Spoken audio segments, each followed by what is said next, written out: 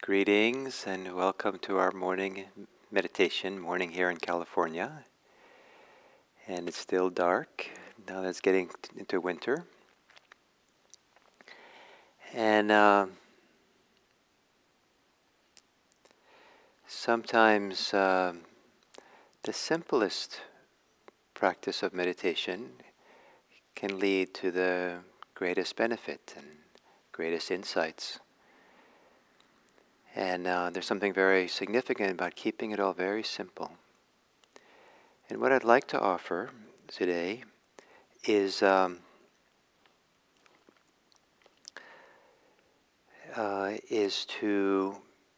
suggest that, first I'll give you a little metaphor, allegory that I often do teaching. And that is that I once saw a mountain stream up in the mountains here. And it was a shallow, very clear stream. And as I sat on the edge of the stream, I could not tell if the water was moving. And it just seemed like the water was standing still.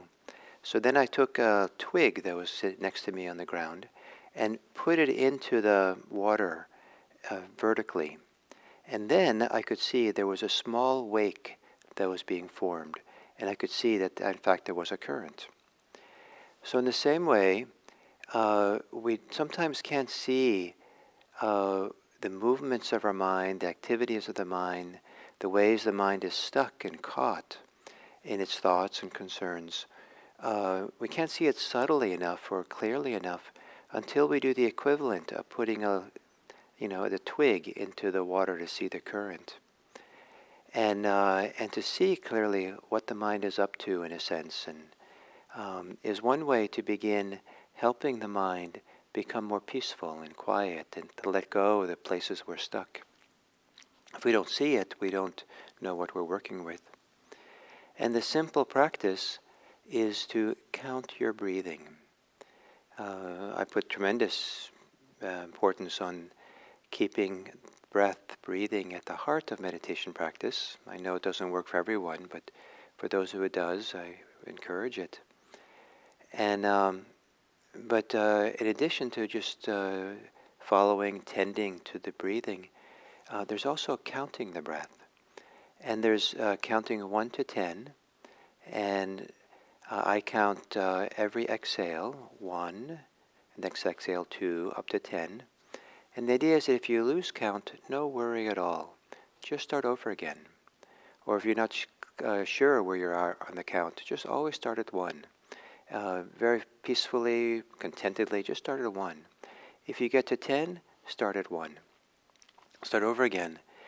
And I try to fill the whole exhale with the counts, like 1, kind of stretching out the word, 2.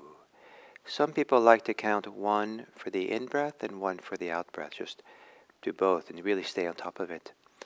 In order to keep the count, there has to be a little bit more engagement, a little bit more continuity and focus so you don't lose count and stay on track.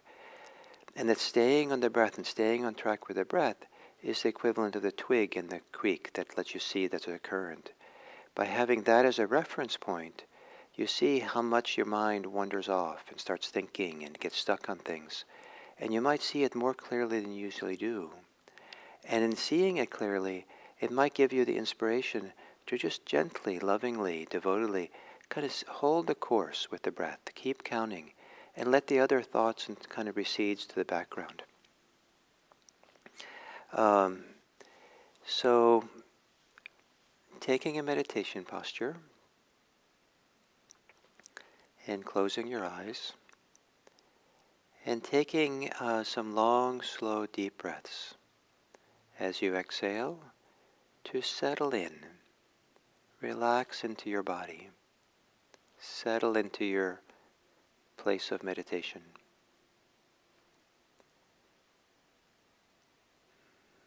Perhaps as you exhale, softening the shoulders, relaxing, letting your shoulders hang.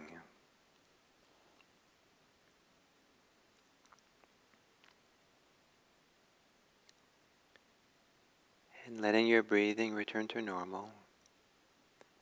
And kind of scanning through your body to see where in your body you can relax further. Not to slump, but to be alert in your posture, but also to release any extra holding, tension that's easy to release.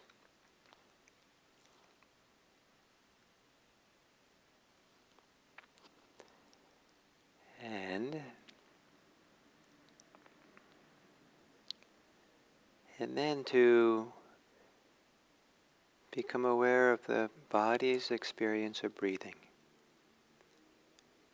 Aware of how the body physically experiences breathing. Not so much the breath that we're following, but we're attending to the body's movements, sensations that come into play as we're breathing. And if you're watching the breath at the nostrils, where the air does go in and out, again, it's not so much the air, but rather the sensations that are being stimulated. If you're aware of it in the chest and the belly or the torso, it's the movements and the alternating sensations that come with the movements of pressure and release.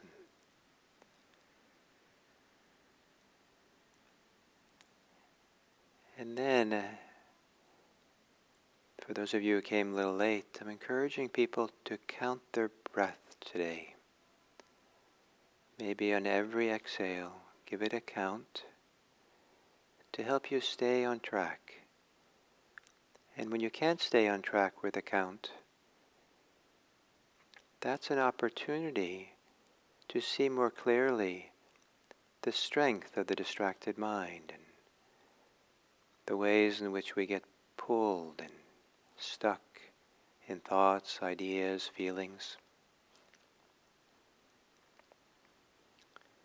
And to count from 1 to 10, and then do it again.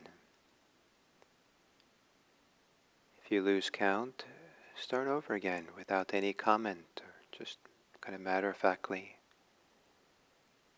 And see if in a relaxed but also dedicated way, devoted way, to really try to stay with the count, stay with your breathing, stay with the physicality of breathing, where the counting helps you to stay, feeling, sensing.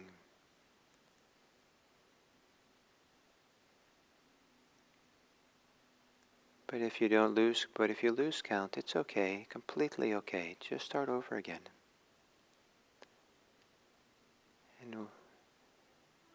And doing this exercise for meditation will provide you a reference point for the talk I'll give at the end.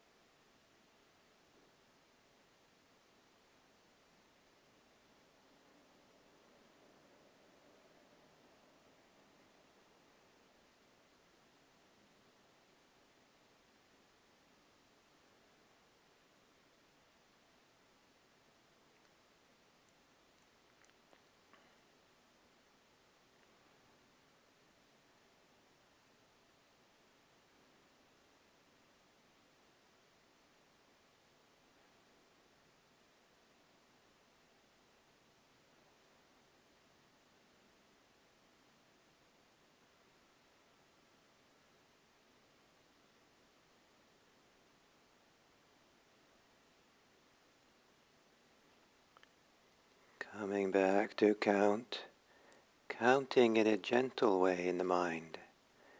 So the way you say the count is calming for the mind. But to keep it going, so there's persistence. And keeping it that simple, counting the breath, the breathing, putting aside your preferences, your expectations, your wishes, your thoughts, and keeping it simple, just counting.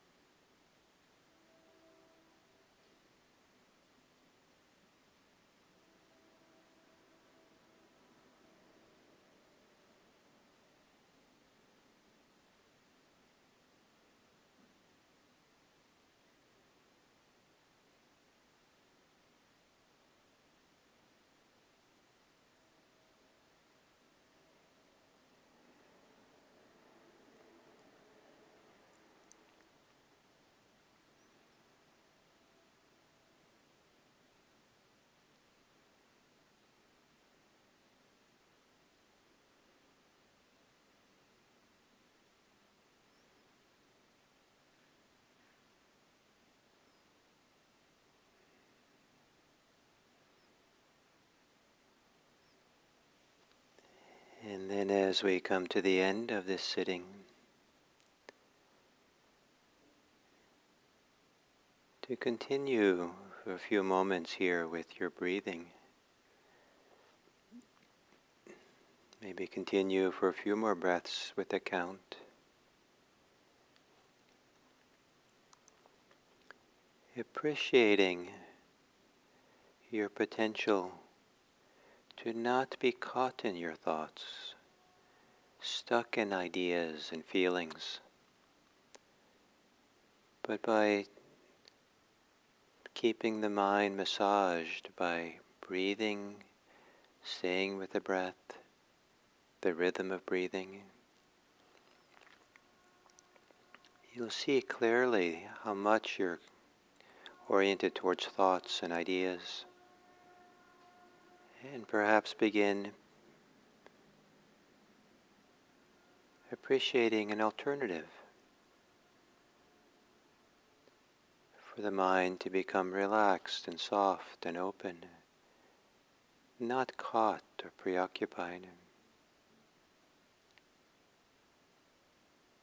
And then imagine that a mind which is attention, which is not caught, not preoccupied, that's an attention that can listen to others carefully and fully, without the filter of our judgments and preferences and our thoughts. A mind which is soft and open and relaxed, not caught in anything, is a mind that can contemplate deeply other people and their circumstance and take in the fullness of people. It's a mind that has room for the heart, a mind that has room for our goodwill, our generosity, our kindness and compassion. And may it be that sitting in meditation makes lots of room for our goodwill, our generosity, our kindness and compassion, so that we can bring that into the world. Or at least we can bring in the peacefulness or the calmness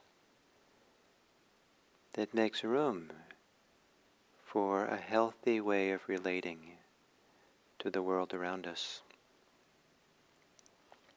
May it be the meditation we do benefits the world around us.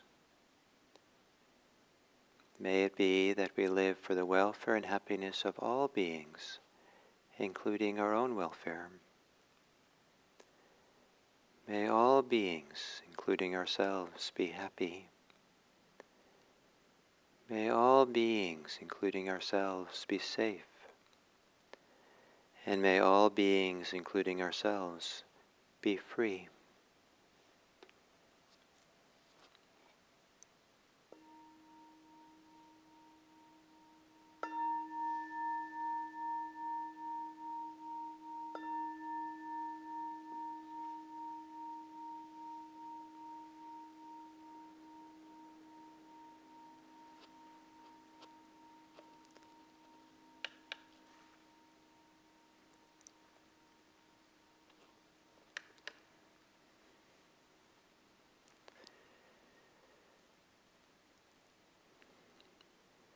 So continuing the theme of the Eightfold Path, this is the third and final discussion about the first factor of the Eightfold, Eight-Factored Path, that of right view. And I've made a distinction between conventional, what I call conventional right view, and liberative right view, the view that is liberating. And we might also think of the first one as provisional right view, and the second as verified right view.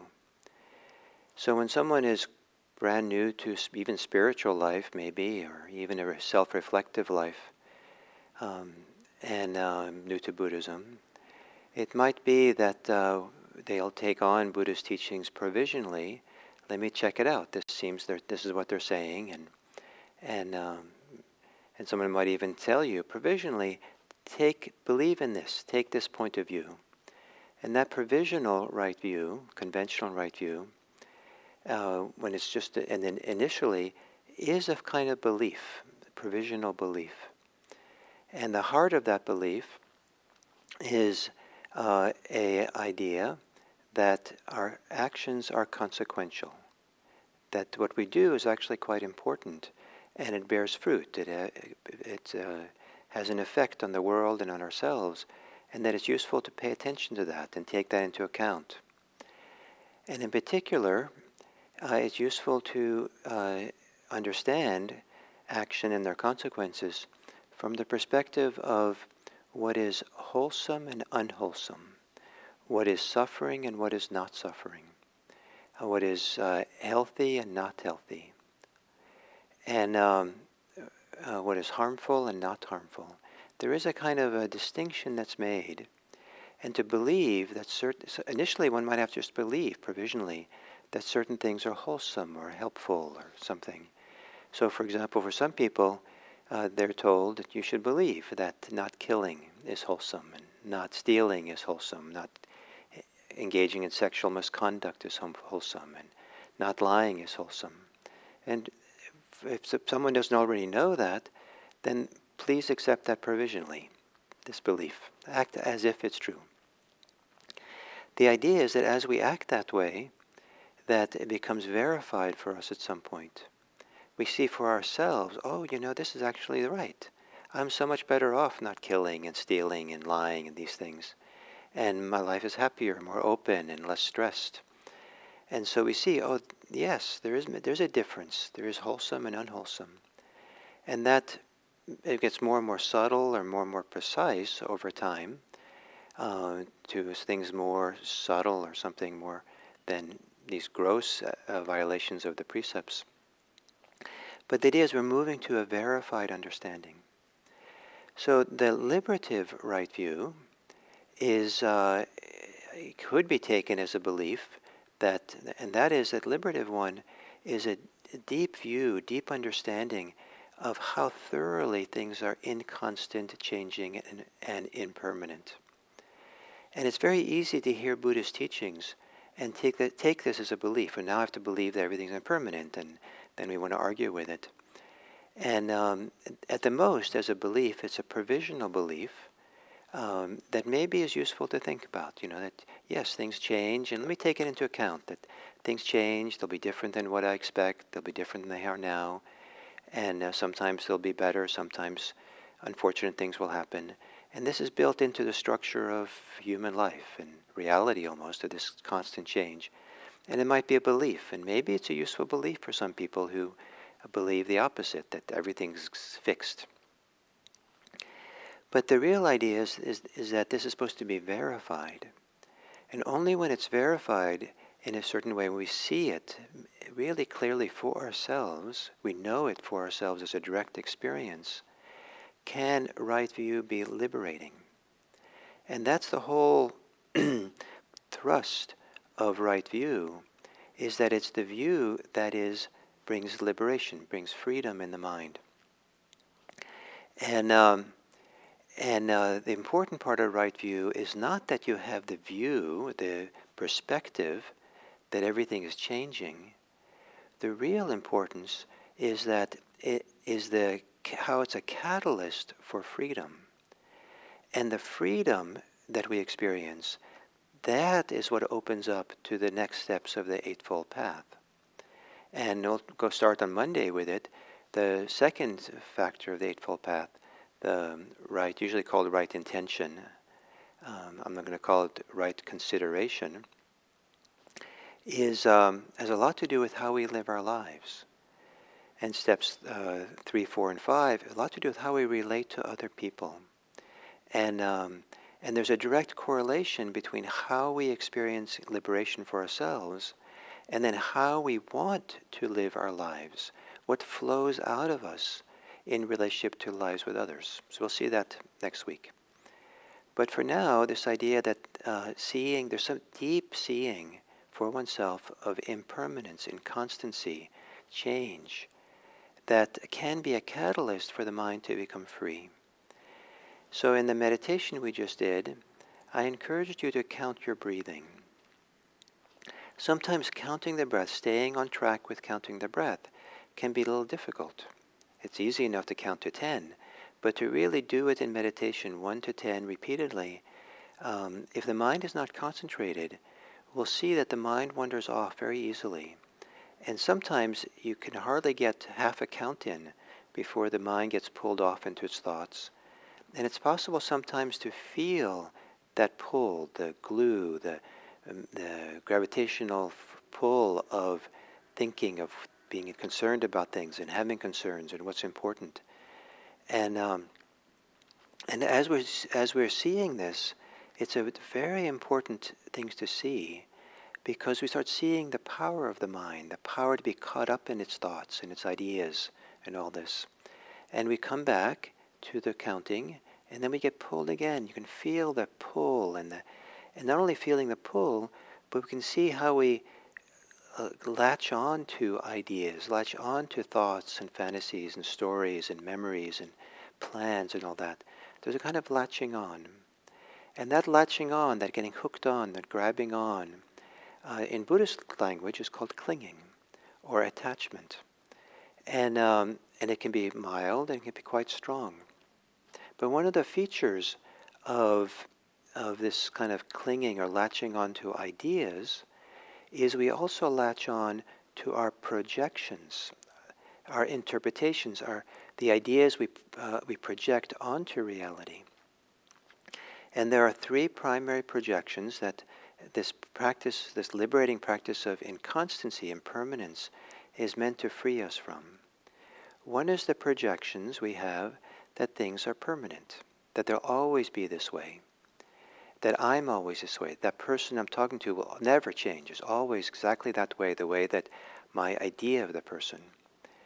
And so we project all kinds of ideas on other people. And now that we have such a better, not good enough yet, but better understanding of racism and bias and prejudice that exists in our society, that we see the tremendous harm that happens with this projection of someone is just this way, permanent, this is who they are, without seeing all the different facets and the changing nature of people. Or this day is this way.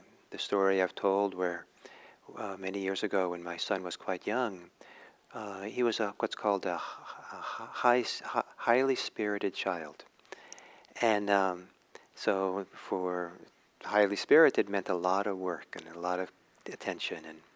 And one day, I remember being on the kind of, my wife and I were hovering over him, trying to manage with something, and it just seemed so difficult and my wife just looked up at me and said, "We're having one of those kinds of days." And as soon as she said that, I realized I'd been projecting kind of I didn't believe this if I thought about it, but unconscious projection onto the situation that this is going to be forever. Of course, if you asked me, I knew it wasn't going to be forever, but that was the kind of the attitude I had that made it so much more difficult. And as soon as she said, "It's just that kind of day," that kind of freed something in me. And I said, "Oh, that's how it is now. It won't be this way later." So this idea of projecting permanence. And if we really see how much change, then we begin loosening up on that projection, this idea, this latching onto that idea. We also have the idea that certain things are happier than they are. We project our expectations for happiness. We project our desire for happiness, pleasure, and certainly things are pleasant, and we want happiness in Buddhism, but the projecting and expectation and wanting and chasing usually involves a projection, ideas, expectations, dreams on top of things. And it can be innocent enough to do that, but when you see in meditation you're trying to stay track on the breath, and your mind gets pulled into these ideas strongly, fully, your mind is not free then. The mind is caught. So the third projection is the projection of called self, and the projection of ideas we have about who I am or who other people are, but especially ourselves. And we get stuck in these ideas, judgments, histories, identifications. And of course, some identities are appropriate, but here again, the litmus test of staying on the breath, being able to stay and focus and hang in there with the breath, shows us how much we can latch on and get caught by the identities, the ideas, the definitions we have, our judgments we have about ourself. And as we can stay with the change and see change, we see that actually things that are always changing and unfolding don't really fit very nicely into our projections of permanence, our projections of happiness, our projections of even suffering, and our projections of self. And so to really see a change in permanence in a direct, deep way, like in meditation, where we're really flowing, the opportunity is to really settle in and get concentrated and very still, and not just get calm in a nice way, in a meaningful way, but to really start feeling how everything is kind of vibrating and flowing and streaming and changing all the time. It loosens up the grip of these projections. Also, as we see the projections, see how we latch on to ideas, it becomes easier to want to let go of some of them or not hold on. We realize that it's not actually wholesome or helpful or healthy to be so latched on, hooked on to ideas. It's much more healthy to be able to think in a relaxed, open, creative, responsible way without getting stuck in our thoughts and latching on and glued onto them and stressed around them. So for the Buddha, the primary insight that's liberating is the insight into constancy and change. And we see that in the breathing. The breathing is an inconstant changing stream of repeated phenomena, sensations, but it's streaming, flowing. And it can be a wonderful way to begin dipping into the stream of change, impermanence, in a way that begins to show us how we get caught in the opposite, these projections and these latching on, and beginning to loosen that grip, loosen the grip of them on the mind, on these projections, these ideas. And as they loosen, we progressively get more and more free, more and more open, relaxed. And that makes all the difference in the world. That as the heart, the mind becomes freer and freer, it sets in motion a whole other way of living, a whole other way of being in the world, a whole other way of being in ourselves that is born out of liberation, out of whatever degree of freedom we have. And that is the next steps of the Eightfold Path. The next four have a lot to do with our relationship to other people and how we live with other people. And to see how freedom is also has social connotations about how we live in the world is the topic of the next four factors of the Eightfold Path. And we'll start that on Monday, and with the right intention or right consideration. And I think it's a wonderful coincidence that these wonderful things, the right intention, which have a lot to do with compassion and kindness, are going to be talked about right as we enter into this election days that we're ahead. And so I hope that the topics will be supportive in the potentially challenging days ahead. So thank you. I wish you well, and please be safe, and please remember that you don't have to get latched on to whatever the mind is thinking. Thank you.